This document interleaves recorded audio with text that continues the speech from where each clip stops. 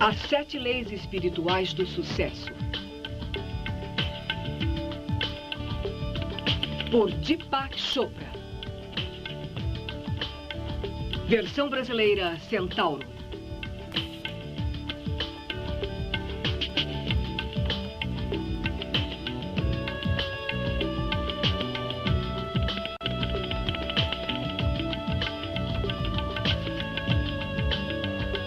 Somos os nossos desejos mais profundos. Assim como são nossos desejos, assim é nossa vontade e também são nossos atos. Assim como nossos atos determinam nosso destino. O Dr. Deepak Chopra é um líder reconhecido no campo da cura e da mente do corpo. Trabalhou no Memorial Hospital da Nova Inglaterra e agora é diretor executivo do Instituto da Mente e do Corpo em San Diego, Califórnia. Autor de livros como Corpo Sem Idade, Mente Sem Tempo, A Cura Quântica e O Regresso de Merlin. Este programa se baseia no livro As 7 Leis Espirituais do Sucesso. E agora o Dr. Deepak Chopra. Obrigado. É um grande privilégio e uma grande honra dirigir-me a vocês no dia de hoje. O tema de hoje será As 7 Leis Espirituais do Sucesso.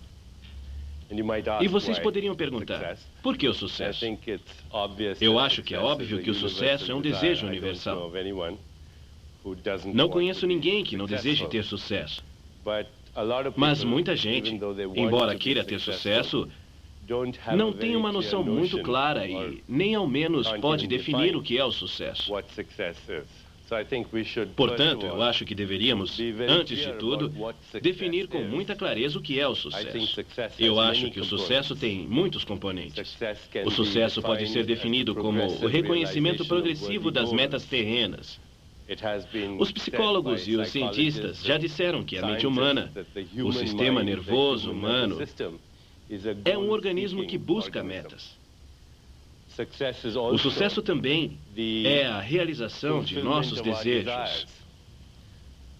Porque temos um número de desejos, tipos distintos de desejos. Desejos materiais de riqueza. Temos desejos físicos, entre eles boa saúde, vitalidade, clareza de pensamento, uma sensação de energia. Temos desejos emocionais que incluem relações de amor. Também incluem a estabilidade psicológica, a tranquilidade e a liberdade de criação.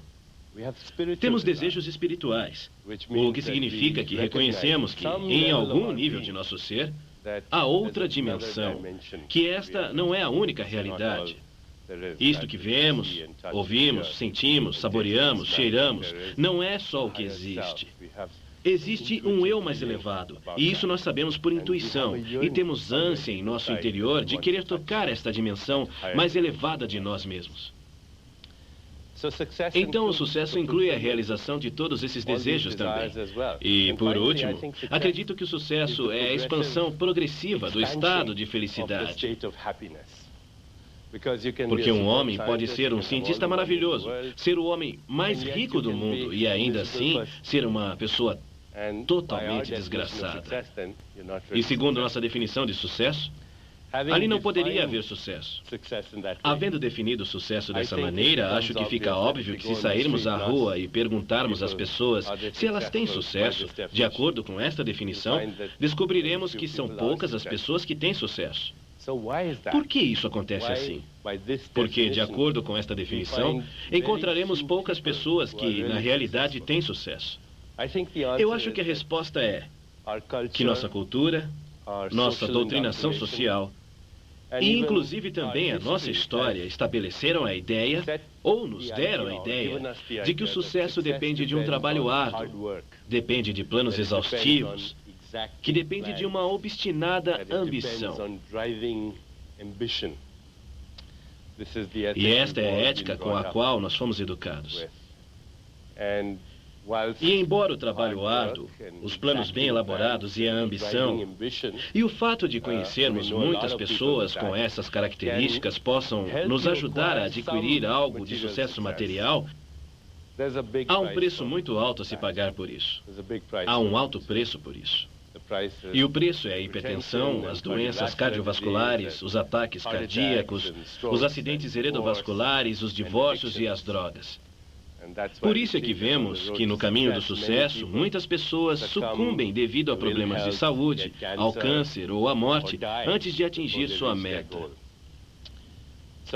Assim, acho que precisamos de uma nova abordagem ao sucesso, e é sobre esta abordagem que nós vamos falar. É novo, em certo sentido, mas, no entanto, é muito antigo. Primeiro devemos aprender que o sucesso é uma viagem e não um destino. E que o sucesso chega através de uma compreensão adequada de quem somos realmente. Compreensão real da realidade, de uma maneira verdadeira. Não somos apenas uma máquina que aprendeu a fabricar pensamentos. Não somos apenas corpos humanos com experiências espirituais ocasionais. Um verdadeiro conhecimento de nós mesmos inclui compreender a existência humana como um todo de mente, corpo, alma, espírito e ambiente. E eu acho que vocês assistiram à palestra que eu dei sobre corpo, mente e alma. Devem estar familiarizados com esse diagrama. Eu falei sobre esse diagrama na última conferência que dei. Mas para recapitular muito rapidamente o que dissemos antes, somos um corpo feito de matéria e energia. Somos um ego, intelecto e mente, o que chamamos de corpo sutil. E somos uma alma e um espírito. Nosso verdadeiro eu está composto por todos estes estratos diferentes da existência. E quando compreendemos a mecânica através da qual a consciência pura ou o espírito se transforma nesta alma e então no ego, no intelecto da mente e, finalmente, no corpo, através do qual experimentamos o mundo, uma vez que temos esse conhecimento, uma vez que o compreendemos, então compreendemos a lei espiritual. Porque a lei espiritual não é outra coisa que aquela lei que permite o desenvolvimento sequencial do que não é manifesto, para chegar ao mundo do manifesto. É o fluxo espontâneo de inteligência, o fluxo espontâneo de energia e informação, o qual existe em tudo que vive. Tudo o que vive. Quer se trate de uma folha de pastagem, de um corpo humano, ou uma célula do corpo humano, ou uma flor, ou de um inseto. Sempre vemos este fluxo da inteligência, esta força animadora da vida. Esta força animadora da vida que, ao se desenvolver dentro de si mesma, começa a criar tudo o que existe no mundo da forma e dos fenômenos. E isto nos traz então a primeira, realmente a primeira lei do sucesso, que é a lei da potencialidade pura. A lei da potencialidade pura diz que, em meu estado essencial, eu sou o espírito. Que o espírito pode ser abstrato, misterioso, mágico, incompreensível, inefável, indefinível, mas é real. E é o meu ponto interno de referência. As pessoas já utilizaram outros termos para definir este derradeiro terreno da criação ao qual eu denomino de espírito. A ordem implícita, a partir da qual se desenvolve tudo. David Bauman, um eminente físico, a chamou de a ordem envolvente, a partir de onde tudo se desenvolve. A ordem desenvolvida é o mundo da forma e dos fenômenos. Os cientistas e físicos o chamam de campo unificado. Nossa experiência subjetiva desse campo é só o que conhecemos disto. Nós o experimentamos, sentimos esta pureza, o conhecimento puro, o silêncio perfeito, o conhecimento perfeito, o equilíbrio perfeito. Nós nos sentimos invencíveis. Há simplicidade nele, há alegria nele. E quando se transforma em nosso ponto interno de referência, quando levamos a consciência dele para onde quer que seja, então já não temos referência com relação aos objetos. Quer dizer, o ego já não é nosso ponto interno de referência. Já não nos sentimos facilmente influenciados por outras pessoas. Já não somos facilmente afetados pela crítica. Já não temos tanto medo dos desafios, porque sabemos que a nossa fonte é a fonte de tudo o que há na criação. Para nos colocarmos em contato com este campo da potencialidade pura, temos que dedicar-lhe tempo, isto é, temos que dedicar nosso tempo a nós mesmos. Vocês passariam uma vida inteira com um estranho E, não obstante, há muita gente que passa a vida inteira com estranhos, e com um estranho. E esse estranho é o seu próprio eu interior. Esse estranho é o seu próprio eu interior. Quando chegamos a este eu interior, e vou usar este outro diagrama aqui para mostrar que este eu interior é a fonte de tudo, é quando ocorre a geração do processo criativo na quietude da mente. É a organização do dinamismo da quietude do espírito que chamamos de mente, e é o atuar. E o fazer no mundo da forma e dos fenômenos que se fazem através do corpo. Então, é quando queremos nos conhecer e conhecer a totalidade de tudo. Temos que fazer isso com essa mente que cria tudo e que cria tudo o que está na existência. É a fonte da criação. É a consciência pura, nossa natureza essencial. Se nos alinhamos com esse poder, nos alinhamos com o poder que cria tudo no universo. E para fazer isso, temos que começar a chegar lá. E a forma de chegar lá, a forma de aplicar a lei da potencialidade pura, é através da experiência do silêncio. Eu gostaria então de resumir hoje a primeira lei que é: eu sou o espírito puro. E a forma de entrar em contato com esse espírito puro é dedicar tempo todos os dias para estar em comunicação com a natureza e presenciar o silêncio e a inteligência que existe em tudo. Dedico tempo todos os dias para fazer silêncio e meditação. Dedico tempo para não julgar, porque ao fazer julgamentos, crio silêncio em meu diálogo interno. E quando crio silêncio em meu diálogo interno, eu não me ponho em contato com o campo da potencialidade pura. Então, neste momento, na verdade, eu gostaria de ler para vocês um poema que encontrei de Tagore, que fala um pouco do que nos acontece quando experimentamos a natureza. E, através da natureza, o espírito puro. Ele diz: o dia em que floresceu a flor de lótus, minha mente estava no silêncio e não a conhecia. Minha cesta estava vazia e não via a flor. Só que, de vez em quando, sentia uma tristeza e despertei de meu sonho e senti um rastro doce de uma fragrância estranha ao vento do sul. Essa fragrância fez com que o meu coração sofresse de saudade, e me pareceu que era o alento do verão que procurava se completar. Eu não soube, neste momento, que estava tão perto do que era meu, e que essa perfeita suavidade havia florescido em meu próprio coração. Isso é o que sucede. Isso é o que sucede quando experimentamos a potencialidade pura.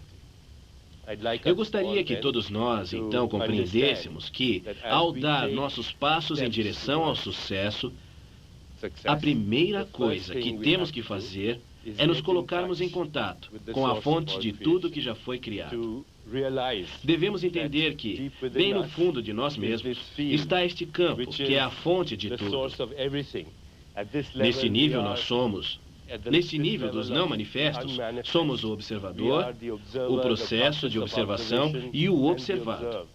Somos a alma, o espírito, a mente, o corpo e o mundo. É por isso que os videntes dizem: não estou no mundo, o mundo está em mim. Não estou no corpo, o corpo está em mim. Não estou na mente, a mente está em mim. A mente, o corpo e o mundo estão juntos à medida que me desenvolvo e são criados várias e várias vezes. E ao reconhecer isso, posso fazer qualquer coisa. Então resumo a lei da potencialidade pura, reiterando mais uma vez as 3 maneiras pelas quais podemos entrar em contato com ela. Número 1, através da prática da meditação em silêncio. Número 2, através da comunhão com a natureza, porque é o mesmo espírito que tudo anima. É a mesma força unificada que está ali em tudo que vive. E, em terceiro lugar, praticando o não julgar. Desistir de tratar de definir e rotular tudo como bem ou mal, bom ou mal, porque é o esquema derradeiro. Como podem ver, o bom e o mal são aquilo que faz com que a vida seja uma experiência de contrastes com significado. São os polos dos contrários que criam a vida. Quer seja bom ou mal, luz ou escuridão, acima ou abaixo, calor ou frio, dor ou prazer. A vida se move dentro destes polos de contrários. E quando aceitamos isso, nos tornamos menos críticos espontaneamente.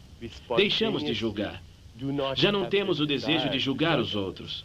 E quando não temos esse desejo de julgar os outros, isso cria um silêncio em nossa mente. Há uma oração lindíssima que li em alguma parte que diz: hoje não julgarei nada que acontecer. E ao não julgar nada que acontecer, criarei o silêncio em minha mente. E ao criar o silêncio em minha mente, eu me comunicarei e entrarei em comunhão. E terei essa reunião com a mente cósmica que está dirigindo e orquestrando a máquina do universo. A mente cósmica nos sussurra nos espaços de silêncio entre o pensamento. As pessoas já chamaram isso de intuição, revelação, conhecimento súbito, ou inspiração, ou criatividade. Há diferentes termos para dizer a mesma coisa, que estamos nos pondo em contato com o computador cósmico que dirige a diversidade infinita deste universo. Uma vez que reconhecemos isso, uma vez que temos o conhecimento experimental disso, nós nos damos conta de que não há nada no universo que não seja acessível para nós. O que a mente humana puder conceber e imaginar, ela pode criar, porque vamos àquela fonte que tudo cria. Esta, então, é a primeira lei. E, à medida que avançamos neste programa, quero falar a vocês sobre as 7 leis que são os princípios da natureza, que são os princípios através dos quais a natureza se manifesta na diversidade infinita da vida. Ao fazê-lo, veremos como isto vai nos ajudar a realizar todas as metas que temos. Metas materiais, emocionais, espirituais. Todas elas. Obrigado.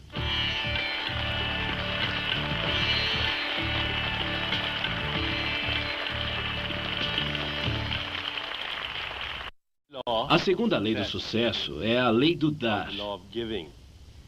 E poderia ser chamada de a lei do dar e receber. Antes de entrar em detalhes, quero ler uma coisa que chegou através da sabedoria do poeta que citei anteriormente, Rabindranath Tagore, que fala sobre dar e receber, e diz: neste recipiente frágil, que você esvazia várias e várias vezes e enche com vida nova, esta pequena flauta de junco que você tem levado através das montanhas e através da qual tem soprado melodias eternamente novas, seus tons infinitos chegam a mim, unicamente nestas minhas mãos tão pequenas. Passam os tempos e você continua vertendo e continua tendo espaço para preencher. Então eu acho que ele expressa de maneira muito bonita que este universo no qual existimos funciona através do intercâmbio dinâmico. Que dar e receber são aspectos diferentes do fluxo de energia no universo e em nossa vontade de dar aquilo que buscamos. Mantemos a abundância do universo. Mantemos esse fluxo circulando em nossa vida. O próprio Jesus Cristo dizia: dai e recebereis. Se interrompermos o fluxo do dar ou do receber, interferimos com a inteligência da natureza. E a sua energia deixa de fluir do não manifesto para o mundo do manifesto. Assim, devemos continuar fazendo isso, porque no momento em que a gente o interrompe, é produzido um estrangulamento, é produzida uma coagulação, é produzida a morte, a deterioração, a morte da energia. O corpo humano é um mecanismo que capta a energia do universo, a faz circular e depois a devolve ao próprio universo. E a própria riqueza não é outra coisa que uma forma de energia. A riqueza, os luxos, todas as coisas que a gente deseja na vida são formas de energia que se expressam através de nosso corpo. Uma coisa muito importante ao dar é tomar consciência da intenção por detrás do dar. Porque quando damos com uma atitude alegre, com uma atitude de felicidade, o dar em si mesmo se converte na meta.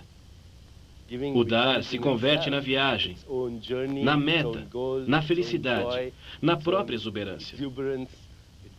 Traz uma realização espiritual e emocional. Imediatamente, há uma gratificação. E então, nesse mesmo instante, surgem estas coisas materiais. Para aplicar a lei do dar, vocês devem dizer a si mesmos, onde quer que vocês estejam, com quem quer que eu me encontre, trarei um dom, e também receberei com gratidão todos os dons e presentes que a vida tem para mim. Eu me comprometerei a manter a riqueza circulando em minha vida, dando e recebendo as coisas mais preciosas da vida. E quais são estas coisas mais preciosas da vida? Os psicólogos nos dizem que as necessidades humanas mais preciosas são o afeto, a atenção, o interesse, o apreço e o amor. Falaremos muito a respeito do amor posteriormente, mas acho que é muito importante reconhecer que a atenção, o afeto e o apreço são coisas que a gente busca e deseja com mais fervor. O efeito é tocar em alguém de uma forma amorosa. Em nossa sociedade, nós não nos tocamos suficientemente. Há pouco tempo, encontrei um estudo interessante realizado por um psicólogo europeu, que viajou por todas as partes do mundo, sentando nos cafés e vendo os casais para verificar com que frequência eles se tocavam. Na América Latina, em locais como San Juan e México, ele percebeu que o número médio de contatos táteis por hora era algo em torno de 180. Em Paris, o número médio de contatos era 90. Em Gainesville, Flórida, era 2. Depois ele foi para a Inglaterra e esperou. E não aconteceu nada. Nunca viu nada. Seguramente não deve ter acontecido nada. Ao tocar alguém com amor, a gente automaticamente produz a liberação de substâncias químicas curadoras no corpo. E há uma resposta fisiológica para isso. A gente se sente melhor porque se liberam alguns bioquímicos que, na verdade, são agentes químicos curativos. É importante nos tocarmos. É importante verbalizar, apreciar. Quer dizer, mostrar que a gente aprecia sinceramente algo de outra pessoa. E a atenção é escutar com todo o seu ser. Muitas vezes estamos planejando nossas respostas ao ouvir o que alguém está nos perguntando, ou, inclusive, antes que a pessoa termine. Nós não estamos escutando com a totalidade de nosso ser. De maneira que estas são as necessidades humanas mais importantes. Quando praticamos o dar nesta forma, iniciamos todo o processo de circulação em nossa vida. A lei que vem a seguir é a lei do karma. As pessoas têm muitas ideias equivocadas sobre o karma, especialmente no Ocidente. Karma é uma palavra em sânscrito que simplesmente significa ação e escolher. Nós fazemos opções. Em nosso estado essencial, sempre estamos fazendo opções. Estamos fazendo isso sempre. Algumas dessas opções nós fazemos de forma inconsciente. E outras nós fazemos de forma consciente. Mas mesmo assim, nós fazemos opções. Estamos fazendo opções de forma infinita. Neste momento, há um número infinito de opções que eu posso fazer. Então, a lei do karma diz que, embora em cada momento de nossa vida tenhamos uma infinidade de opções à nossa disposição, há apenas uma opção entre todas elas que é provavelmente a mais evolucionária, a mais gratificante, a mais importante, a opção mais correta. Essa decisão é karmicamente correta. Essa decisão é karmicamente evolucionária para todos. Significa que essa opção me trará felicidade e que essa opção trará felicidade a todos os demais que serão afetados por essa opção. Assim, essa opção trará alegria e satisfação para mim e, simultaneamente, trará alegria e satisfação para todos aqueles que são afetados por ela. É karmicamente a opção mais apropriada. Então, a lei do karma diz que toda ação gera uma força de energia que regressa para nós na mesma forma. Esta é a base da expressão, colhemos tudo o que semeamos. E quando atuamos trazendo felicidade e sucesso para os demais, o fruto de nosso karma é felicidade e sucesso para nós. O fruto do karma é sucesso e felicidade para nós. Se vocês desejam ajudar e ser ajudados, é a mesma coisa. Se desejam apreço, como dizíamos antes, então é preciso dar apreço aos outros. Se desejam felicidade, aprendam a dar felicidade aos outros. Se desejam prazer, aprendam a dar prazer aos outros. Se desejam dinheiro, então ajudem alguém a ganhar dinheiro. Isso é o que significa fazer ou tomar uma decisão que seja correta sob o ponto de vista kármico. Como se faz isso? A natureza nos deu um sistema assombroso de inteligência. Eu acho que atualmente vocês têm ouvido falar do termo inteligência emocional.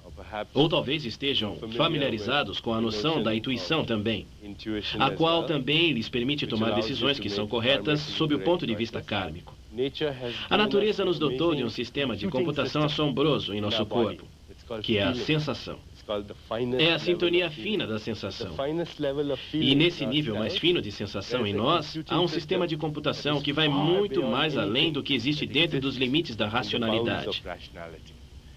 Porque este sistema de computação é o enlace com os espaços entre os pensamentos.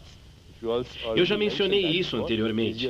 É o enlace com o computador cósmico, que é um campo de correlação infinita, de possibilidades infinitas. O que significa correlação infinita? Significa que existe a capacidade nesse sistema de fazer uma infinidade de coisas e, ao mesmo tempo, criar acontecimentos para poder cumprir com o desejo. Simultaneamente. O corpo tem esta inteligência. O corpo humano pode pensar, pode tocar instrumentos, pode matar bactérias, pode eliminar toxinas, pode fabricar um bebê. Tudo isso ao mesmo tempo. E enquanto faz isso, está monitorando o movimento das estrelas. E incorpora esse ritmo cósmico dentro de seu próprio ritmo biológico.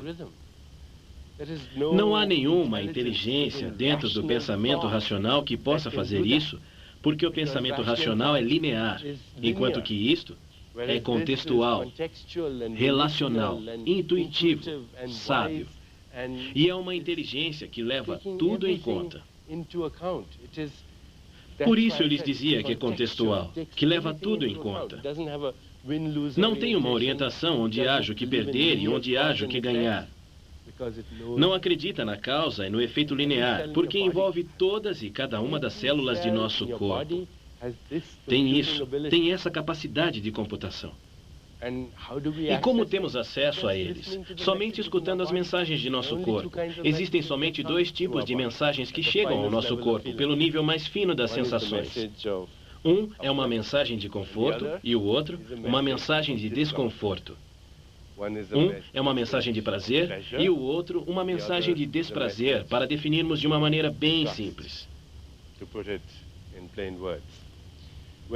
Quando dizem que alguém é muito intuitivo, é porque essa pessoa escuta as mensagens que o seu corpo está mandando. É um alto sentido de percepção. Essas pessoas podem sintonizar esse alto nível de sensação. Assim, se vocês quiserem aplicar a lei do karma, a primeira coisa que devem fazer é cultuar a inteligência corporal. Realmente é preciso ser um bom animal. Cultuar a inteligência corporal, escutar o que o seu corpo lhe diz. Quando estiver diante de uma opção, pergunte ao seu corpo, devo fazer isto? E se o seu corpo lhe enviar uma mensagem de aceitação, então está correto karmicamente fazer isso. Você pode pensar que o coração é muito brando ou sentimental, e você será guiado de maneira errônea, especialmente se estiver tentando chegar a um acordo com alguém ou tratando de negociar alguma coisa. Mas na verdade não é assim. Uma vez entrevistei um homem de negócios muito bem sucedido no Japão que havia amealhado durante a sua vida mais de 250 bilhões de dólares. Ele era o antigo fundador da corporação Sony, o primeiro fundador e presidente da corporação Sony. Perguntei a ele se havia ido à escola de administração de Harvard. e descobri que ele não havia frequentado nenhuma instituição de estudos avançados de negócios. Ele dizia que quando tinha que fazer um negócio, perguntava ao seu corpo. Ele dizia que praticamente comia o contrato e, se lhe desse indigestão, cancelava o negócio. E quando se sentia bem, prosseguia e o completava. Assim, aqui em seu corpo, particularmente nesta área conhecida como coração, considerando que o coração não é apenas uma bomba, mas um órgão inteligente e sábio, está esse sistema de computação. Pergunte a ele e leve essa decisão do nível subconsciente ao nível da mente consciente, ouvindo o coração. Observe sua decisão. Cada vez que tomar uma decisão sozinho, observe. Não é preciso analisar, não é preciso mencionar, não é preciso definir, não é preciso descrever. Basta apenas observar. Ao observar seu coração, você o leva do reino do subconsciente ao reino da mente consciente. O segundo passo é dado à medida que se observa esta decisão também. Apenas observando a decisão, se podem ver as consequências que esta trará. E no meio da observação desta decisão, você deve se perguntar: esta decisão trará felicidade e sucesso para mim? Trará felicidade e sucesso a todos aqueles que são afetados por ela? E depois pergunte ao seu corpo. Se ele disser sim, então é a decisão correta. Se disser não, então não é a decisão correta. E sabem, já conheci muitas pessoas que resistiam, a princípio, porque pensavam: bem, eu vou perguntar ao meu coração todas as coisas e nunca vou tomar uma boa decisão de negócios. Mas não é bem assim. Não é verdade.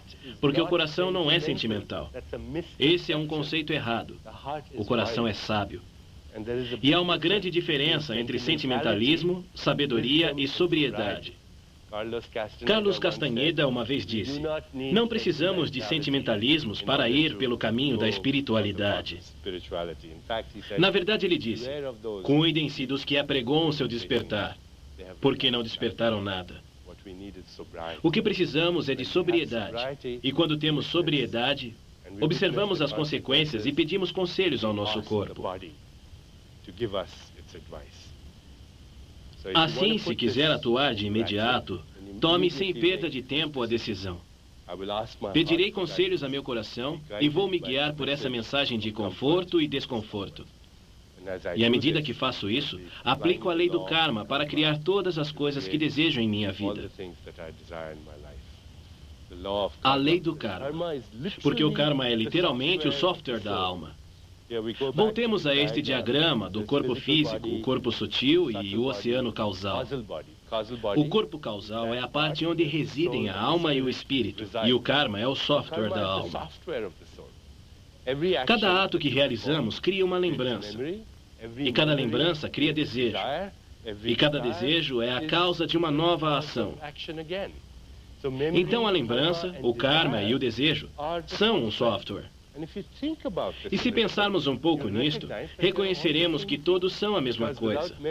Porque sem recordação, não há desejo. Sem desejo, não há ação, não há karma. E sem karma, não há recordação. De maneira que todos são a mesma coisa. E cada pensamento que temos, cada um dos pensamentos que temos, é gerado em nível kármico. Por isso é que estou totalmente contra a noção de que devemos procurar ter pensamentos positivos. É como dizer a uma pessoa: não pense em elefantes cor-de-rosa, se isso fosse a única coisa em que a pessoa pensasse. Não podemos fazer um esforço para ter uma atitude positiva. A atitude mudaria e os pensamentos mudariam espontaneamente se suas decisões forem apropriadas do ponto de vista kármico, porque são as decisões kármicas as que geram os pensamentos. Então, cada pensamento que temos, ou é uma recordação, ou um desejo. Lembrem-se disso. Não há outro tipo de pensamento. Cada um dos pensamentos que temos ou é uma recordação ou um desejo. E essa é outra forma de decidir, que são ou uma interpretação ou uma decisão. E em nosso estado essencial, nesse campo de potencialidade pura, somos pessoas que selecionam até o infinito. Somos interpretadores infinitos em cada momento de nossa vida. Podemos entrar em contato com o software de nossa alma, e quando entramos em contato com o software de nossa alma, através desta seleção consciente, a partir desse nível que desejamos, estas leis, a lei do karma e a lei do dar, em certo sentido, estão relacionadas, porque dar é karma, é criar. A potencialidade para certos acontecimentos no espaço é o futuro. Neste ponto, vamos fazer uma pausa por alguns minutos. Pensem nisto um pouco e depois continuaremos com as outras leis do sucesso.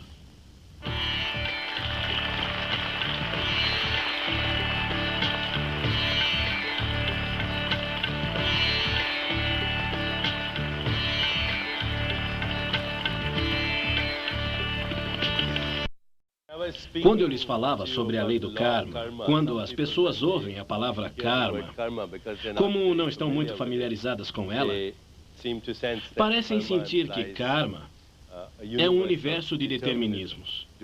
Vivemos em um universo determinista, onde tudo está ordenado pelo karma, ou existe a livre vontade e, obviamente, o livre-arbítrio. E, naturalmente, os filósofos têm debatido através dos séculos toda esta proposta. É um universo de determinismos ou é um universo de livre-arbítrio? E a resposta parece ser que, simultaneamente, são as duas coisas. Se a pessoa não tiver consciência, é porque vive em um universo totalmente determinista. E muitos de nós somos assim. Somos modelos pavlovianos que salivamos quando ouvimos o soar da campainha e reagimos a todos os estímulos da rua. Se ouvimos um elogio, nos sentimos felizes. Se ouvimos uma ofensa, nos sentimos irritados pelo resto da vida. E isso é o que chamamos de liberdade. Mas não é liberdade. É um universo determinista, se a gente não tem consciência disso. Mas nós temos consciência. E a espiritualidade não é outra coisa, senão um avanço no sentido desse terreno da consciência que está mais consciente. De modo que, afinal, chegamos a ser conscientes da própria consciência. E é ali para onde vamos todos, inclusive aqueles de nós que nos esforçamos, porque a evolução é a natureza da vida. Mas quero que vocês se lembrem que o karma é, na verdade, a derradeira afirmação da liberdade. Vou ler para vocês o que disse Swami Vivekananda sobre o karma. Karma é a afirmação externa da liberdade humana. Nossos pensamentos, nossas palavras e atos são os fios da rede que tecemos ao nosso redor. E a lei do karma, então, leva à lei seguinte, que é a lei do menor esforço. A lei do menor esforço. Vou ler para vocês o que diz aqui sobre a lei do menor esforço. Ele diz: um ser íntegro sabe ir sem ir, ver sem olhar e realizar sem fazer. De maneira que, o que é que diz a lei do menor esforço? A lei do menor esforço nos diz que a natureza, que a inteligência da natureza, funciona com uma faculdade enorme, com despreocupação, com muita harmonia, com amor. E quando utilizamos as forças da harmonia, a felicidade, o amor e o riso, criamos o sucesso e a boa fortuna com toda facilidade. Vejam a natureza. Por acaso as aves se esforçam para voar? Por acaso este pelo está se esforçando para sair de minha pele? E o óvulo? O óvulo fecundado está fazendo um esforço para se converter em um ser humano? Não há esforço algum na natureza. Devemos observar a inteligência da natureza e como é a inteligência da mente total. Da mente total, onde há geração de processos criadores, organização no dinamismo, da quietude e ação. Cada processo da criação passa por estes três elementos: geração, organização e ação. Pois isso é mente total. E quando há acesso à mente total, não há espaço para o esforço. Não pode haver esforço. O princípio operativo da natureza é o obter mais fazendo menos. E somos sistemas alimentados com pouca mente, pois não fazemos nada e conseguimos tudo. Observem lá fora. Está sucedendo com essa espontaneidade, com esta prosperidade, com essa harmonia, com esse fluxo sem atrito da inteligência, da informação e da energia, que está dirigindo tudo simultaneamente.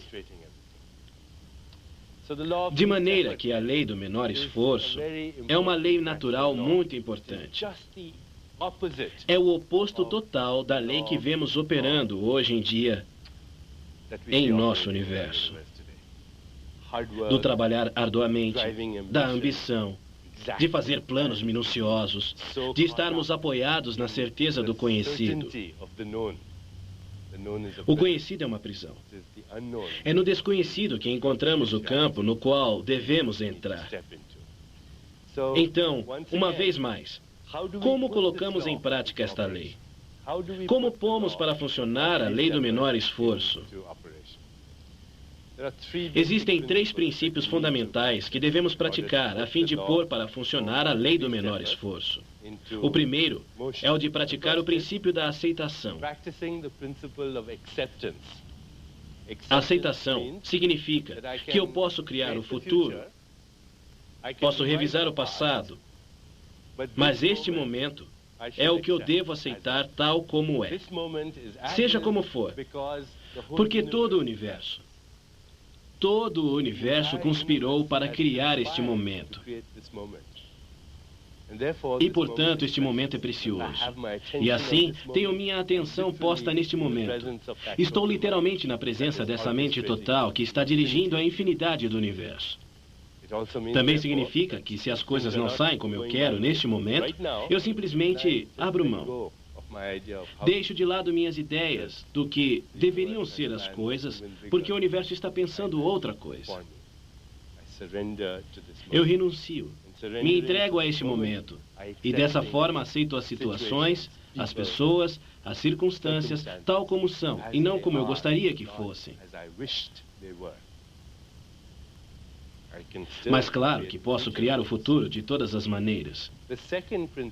O segundo princípio é o da responsabilidade. Responsabilidade sem culpa. Da responsabilidade sem vergonha. A palavra responsabilidade, na verdade, significa capacidade para responder. E quanto mais criadoras as respostas a cada desafio da vida, mais responsável é a pessoa. Em cada momento da vida, há certas coisas que as pessoas rotulam como problemas, quando, na realidade, são importantes desafios para acreditar, para evoluir e, inclusive, para obter o benefício material. Se rotularmos cada problema que temos como uma oportunidade, esse fato isolado pode mudar nossa vida. E a responsabilidade significa pôr-se em contato com os sentimentos, com as emoções no momento em que ocorrem e tal como ocorrem.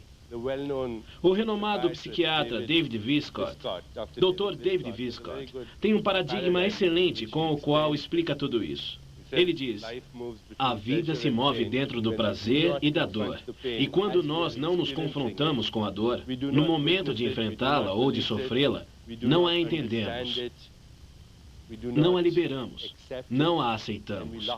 Então nós a encerramos em nosso corpo. E essa dor recordada se manifesta mais adiante, na forma de ira, de hostilidade. Essa dor recordada pode ser prevista no futuro em forma de ansiedade, de terror. E essa mesma dor, quando se dirige novamente para nós mesmos, é experimentada na forma de culpa. E todo o esgotamento de energia que ocorre em todas estas coisas se traduz em depressão, em ira, em hostilidade, em temor. E prever a desgraça, a culpa, a depressão, são os problemas que surgem quando não nos colocamos em contato conosco. E ao nos colocarmos em contato conosco, presenciando conscientemente a dor que estamos sofrendo, estamos nos comportando de maneira responsável. A responsabilidade é a capacidade de nos entregarmos à dor, assim como ao prazer. A vida se move entre estas margens todo o tempo. E esse não é o problema. O problema é ficarmos atolados em alguma das margens. A responsabilidade, portanto, também é a afirmação de nossa própria liberdade. Ninguém pode me magoar a menos que eu dê autorização para que o façam. E depende de mim. Se meu ponto interno de referência é meu ego, é isso que está aqui. Se este é meu ponto interno de referência, como Castanheda disse em um dos livros, isso fará que seja necessário para mim permanecer ofendido pelo resto de minha vida. Mas se meu ponto interno de referência é este, então ninguém tem permissão para me magoar de maneira alguma. O terceiro componente da lei do menor esforço é a prática de renunciar à necessidade de defender o ponto de vista. Falta de defesa. Não significa que eu não tenha um ponto de vista. Na verdade, eu sou um ponto de vista. Mas quando perco a necessidade de defender meu ponto de vista, então eu me torno invencível. O segredo da invencibilidade é a falta de necessidade de defesa. Se vocês lerem os Yoga Sutras de Patanjali, um texto antigo de yoga, e como eu lhes disse anteriormente, a palavra yoga vem da mesma raiz da palavra latina yoga, que significa unificar a experiência do corpo, mente, alma, espírito e ambiente. Então vocês verão que é dentro deste marco de unidade que a invencibilidade provém da falta de necessidade de defesa. Há um sutra que diz: quando não estamos firmemente aferrados à defesa, todos os seres que nos rodeiam deixam de sentir hostilidade, porque não há nada o que atacar. Muito bem, vamos resumir a lei do menor esforço. A lei do menor esforço diz que tudo o que há na natureza sucede de maneira espontânea, fácil, sem atrito, com alegria, com despreocupação e com facilidade, com riso. E se quisermos nos alinhar com essa inteligência, então devemos praticar a responsabilidade. Responsabilidade por nossa situação e pelos acontecimentos que consideramos problemas. Hoje, minha consciência permanecerá estabelecida na aceitação, na responsabilidade e na falta de necessidade de defesa. Vamos continuar com a próxima lei.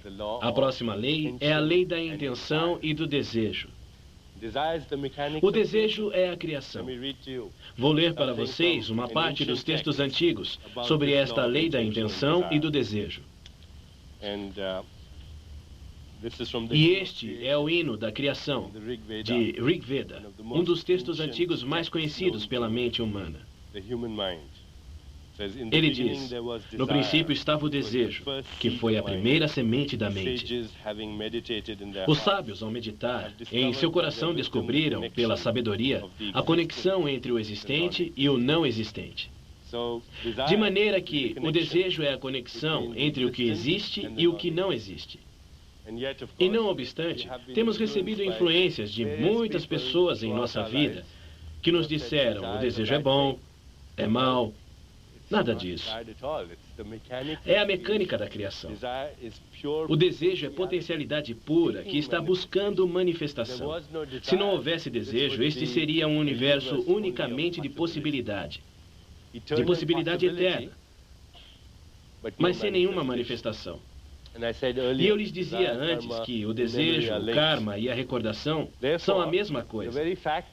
De maneira que o simples fato de ter um desejo significa que nós vamos cumpri-lo, ou, do contrário, não seria parte do software kármico. De maneira que, o que é a lei do desejo e da intenção? A lei do desejo e da intenção diz que é inerente a toda intenção e desejo a própria mecânica da realização.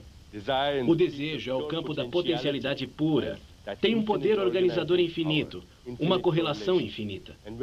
E quando se introduz uma intenção no campo da potencialidade pura, no terreno fértil da potencialidade pura, pomos em movimento este poder infinito de organização a nosso favor. A intenção é uma força poderosa, mais poderosa que a força da gravidade, mais poderosa que o tempo, mais poderosa que o magnetismo ou a energia. E ela é poderosa porque põe em movimento todas essas coisas. Mas devemos saber como pôr em funcionamento essa lei. A forma como o desejo funciona é que se o desejo vem do nível do ser puro, vem do nível da potencialidade pura, do nível do silêncio puro. A gente entra nesse silêncio e introduz o desejo no campo desse silêncio. A gente permanece como referência a si mesmo, quer dizer, tirando o ego para que não seja o ponto interno de referência. Então a gente pode colocar esse desejo nesse campo e deixar que o universo se encarregue dos detalhes. É isso que acontece quando se faz corretamente, e as pessoas estudaram isto e o denominaram de deficiência fisiológica. No outro dia, eu li um livro, provavelmente vocês já terão ouvido falar disto, A Filosofia Perene de Aldous Huxley. E Huxley fala sobre a inteligência fisiológica e diz algo sobre alguém pensar e desenvolver uma certeza de que no próprio desejo está a mecânica da criação. Que no próprio desejo está todo o processo através do qual se orquestra tudo. Vocês já ouviram falar da coincidência com o significado da sincronização? A sincronização ocorre quando há várias coisas simultaneamente para se cumprir com uma intenção. A coincidência quer dizer que muitas incidências sucedem ao mesmo tempo para realizar esta pequena intenção que vocês tiveram. A intenção e a atenção são as duas qualidades inerentes a esse campo da consciência. Para este computador cósmico, a atenção é energia. Intenção é informação. Intenção é do que é feito o mundo. Pois a energia é a informação para realmente tomar consciência das qualidades da consciência, da atenção e da intenção. Podemos assentar as bases para fazer qualidades de todos esses desejos. Aplicamos esta lei de intenção e desejo, fazendo uma lista de todos os nossos desejos. Depois pegamos essa lista e a entregamos ao ventre da criação, lembrando que devemos praticar a consciência do momento presente. Este momento tal e como deveria ser. Eu vou citar Aldous Huxley, porque quero ler.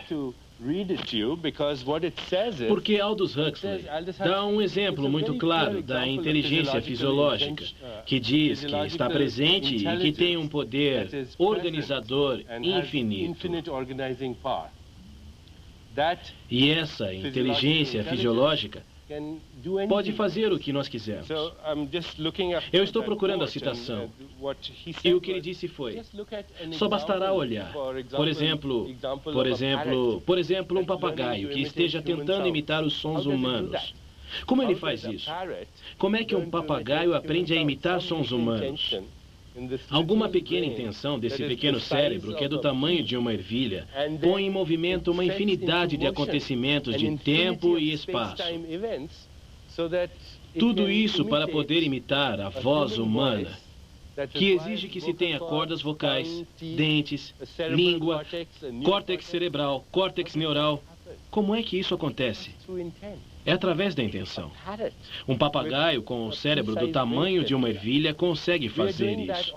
Nós estamos fazendo isso o tempo todo. Quando andamos de um lado para o outro, vocês entendem a complexidade disso? Se vocês tomassem consciência de cada um dos músculos que precisam ser relaxados, que precisam ser contraídos para podermos andar, nunca poderiam andar, porque a mente ficaria completamente obnubilada ao pensar em tudo isso. Qualquer função fisiológica que vocês possam pensar, metabolizar uma molécula de açúcar, por exemplo. Para isso se requer um poder organizador infinito. A célula tem que enviar imediatamente ordens por meio do pâncreas para que comece a secreção de insulina. Ela envia ordens também para que o pâncreas comece a secreção interna para o cérebro, para que comece a secreção de hormônios do crescimento. É preciso orquestrar tudo e toda essa sinfonia. Mas é que a célula é uma entidade consciente. E se a célula do corpo pode fazer isso, por que nós não podemos? Sim, podemos. Porque a totalidade que nós somos é o conglomerado. É a totalidade de todas estas células muito inteligentes, que já sabem como realizar seus desejos. E o mundo que está lá fora é nosso corpo ampliado. Se você está familiarizado com o marco da mecânica quântica, sobre a qual nós já falamos tantas vezes, então irá perceber que não existem limites definidos de nosso corpo. Estamos conectados, de forma inseparável, com os padrões de inteligência do cosmos. Quando soltamos nossa intenção ali, deixamos que esta mente cósmica orquestre a infinidade de acontecimentos de tempo e espaço para obter o resultado que pretendemos.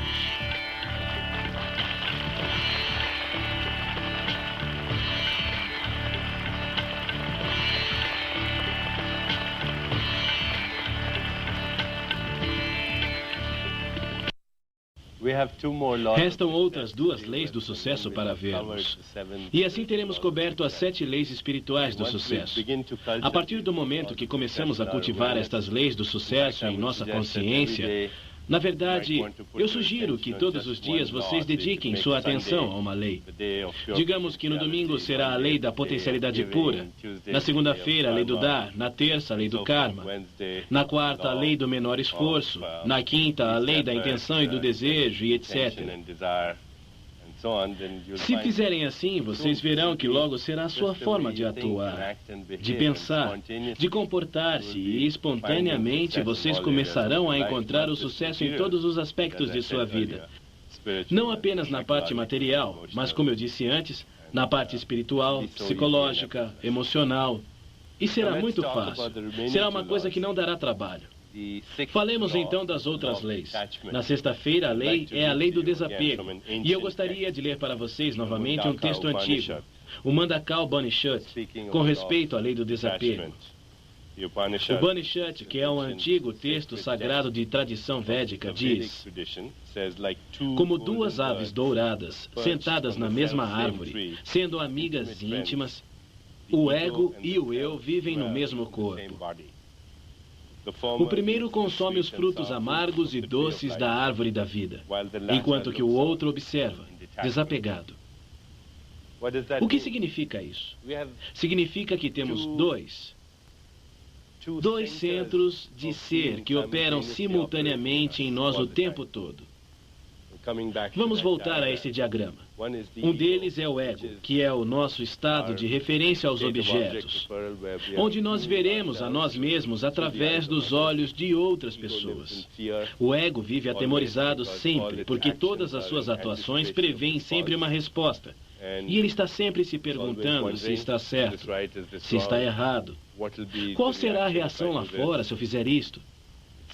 Mas esse temor é um ego que está ferido.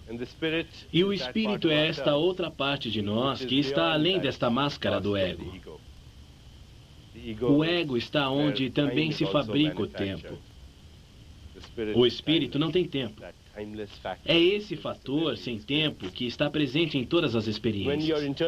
Quando o ponto interno de referência muda e deixa de ser o ego para ser o espírito, nós nos convertemos espontaneamente em testemunhas alertas de nosso próprio eu.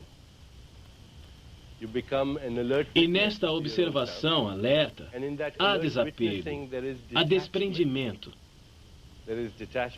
E no desprendimento, a gente reconhece que ele não é os personagens que representa. Que na verdade pode ser nosso destino desempenhar uma infinidade de papéis, mas que nós não somos os papéis que desempenhamos. Agora estou representando o personagem desta pessoa que escreve livros e faz conferências. Mas esse sou eu?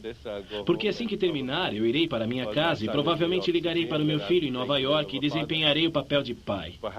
E talvez amanhã eu telefone para o meu pai na Índia e estarei desempenhando o papel de filho. Telefonarei para minha esposa e estarei representando o papel de marido. Se ligo para um paciente, estarei representando o meu papel de médico. Esses são papéis que estou representando. E eu tomo consciência do fato de que estou representando esses papéis. E paro para me identificar com os papéis que represento. E é nesta forma tão alerta de observar que se produz o desapego espontâneo que cria nosso sucesso. Todo mundo é dado a acreditar que a gente precisa se aferrar à meta. A resposta é não. Precisamos ter uma meta, mas também precisamos ter o desapego, o desprendimento. Significa que eu devo estar orientado no sentido do processo, não orientado no sentido do resultado. Significa que eu vou por este caminho porque quero chegar lá. Mas se eu não chegar lá, não importa, porque este é o caminho no qual eu quero andar. E à medida que eu percorrer este caminho, eu me sentirei feliz, exuberante, pleno de exaltação e êxtase. Isso é o desapego. Então, no desapego está a sabedoria do que pode chamar-se somente de incerteza. A incerteza é muito livre, porque a incerteza cria a liberdade com respeito ao passado. E o que é o passado? O passado é a prisão do desconhecido, a prisão do condicionamento passado. Se a vida estivesse repleta de certezas o tempo todo, eu seria completamente prisioneiro.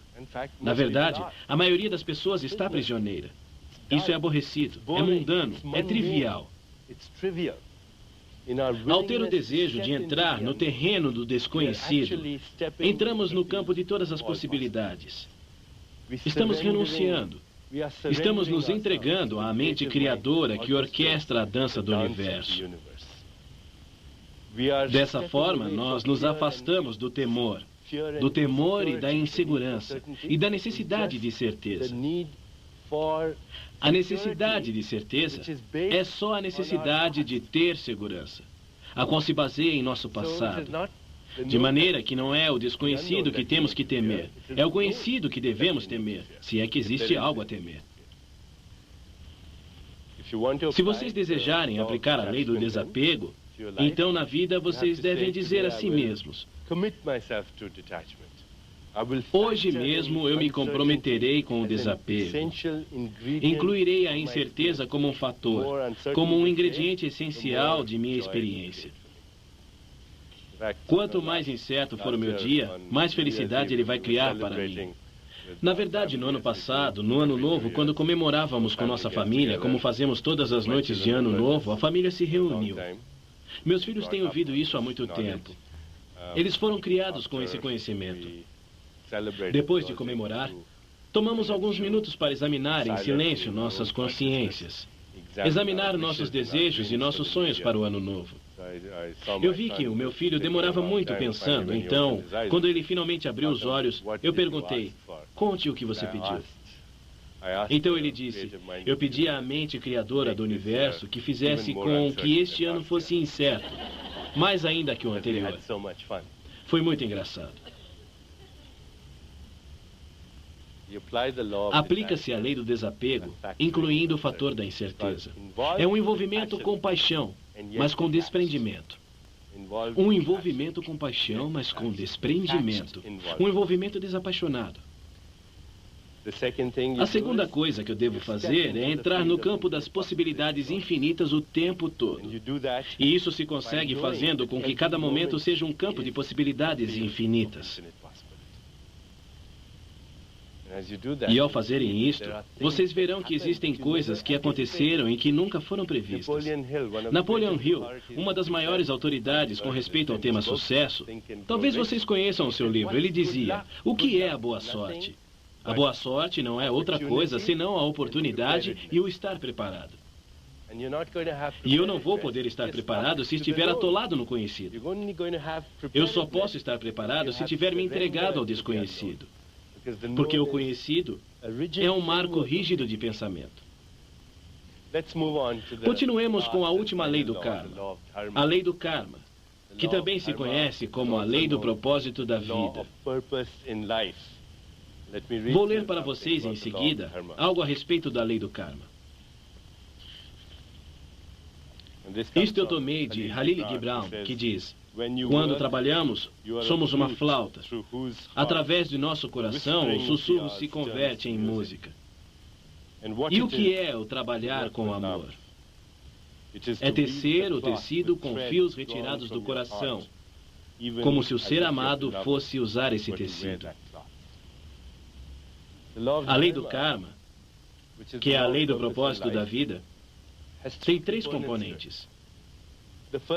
O primeiro componente é que cada pessoa que está viva, cada ser humano que está vivo, tem um dom exclusivo, um talento especial que dar às outras pessoas. Quando combinamos este talento exclusivo com o serviço aos outros, experimentamos a exaltação e o êxtase de nosso espírito, que é a meta final de todas as metas. Então, a lei do karma diz que cada pessoa viva pode fazer algo de uma certa maneira que é melhor do que qualquer outra pessoa pode fazer.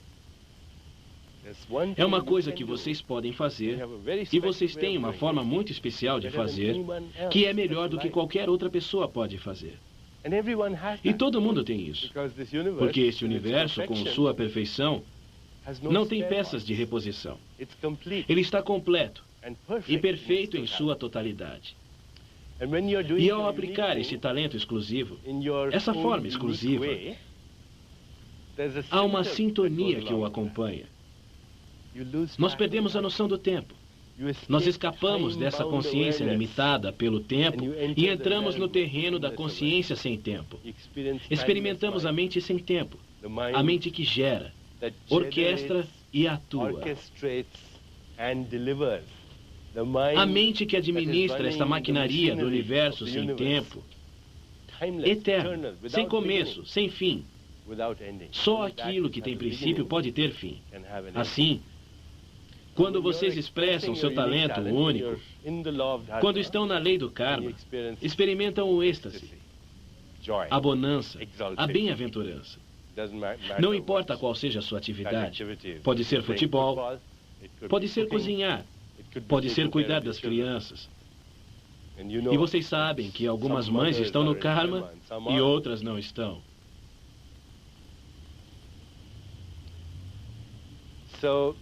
Então, esse é o primeiro componente.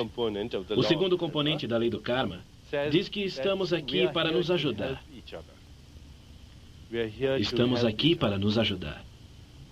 Se mudamos esse diálogo interno e deixamos de perguntar a nós mesmos o que posso ganhar para como posso dar, passamos a receber espontaneamente o que desejamos. Porque o diálogo interno do ego sempre está pensando: o que posso ganhar? O que posso ganhar? O que posso ganhar? O diálogo interno do espírito, porque o espírito é aquele domínio de nossa consciência onde experimentamos nossa universalidade, o espírito está sempre dizendo: como posso ajudar? E, inclusive, ao perguntar isso, ao perguntar como posso ajudar, você está obtendo tudo o que pode obter. Esse é o segundo componente da lei do karma. E o terceiro componente da lei do karma é experimentar nosso eu superior. É reconhecer, como o padre Teilhard de Chardin disse uma vez, que não somos seres humanos que têm experiências espirituais ocasionais, mas somos seres espirituais que têm experiências humanas ocasionais. Quando estes três componentes da lei do karma se põem em marcha, então tudo é possível. Se você deseja aplicar a lei do karma, então diga: hoje eu me comprometo em nutrir de maneira amorosa esse Deus, essa deusa em embrião que tenho dentro de minha alma. Faça uma lista de seus talentos exclusivos e pergunte a si mesmo todos os dias: como eu posso ajudar? Como eu posso servir? Como posso colocar esses talentos exclusivos a serviço da humanidade? Enquanto meus filhos cresciam, eu ia lhes dizendo estas coisas desde o princípio. Eu dizia aos meus filhos: eu não quero que pensem em ganhar muito dinheiro. Não quero que vocês pensem em tirar as melhores notas no colégio ou ir às melhores universidades. Só quero que me digam o que é que vocês realmente gostam de fazer, o que vocês desfrutam fazendo e como podem pôr isto a serviço da humanidade. E vocês terminarão indo aos melhores colégios e tirando as melhores notas. E tudo isso. Mas não tenham isso como uma obsessão, porque quando a pessoa está sintonizada com o karma, então tudo vem espontaneamente e sem esforço. A lei do karma diz literalmente: nós somos deuses em embrião. E isto pode soar como uma blasfêmia. Mas como poderíamos não estar conectados com essa fonte que tudo cria? Se essa é a fonte de nosso próprio ser, não há outra coisa mais além de Deus. E esses deuses e deusas em embrião são impulsos de inteligência, são estados de consciência que provêm dessa mente universal, que provém desse campo universal de possibilidades infinitas. E estes deuses somente têm um desejo. Eles desejam nascer. Obrigado. Thank you.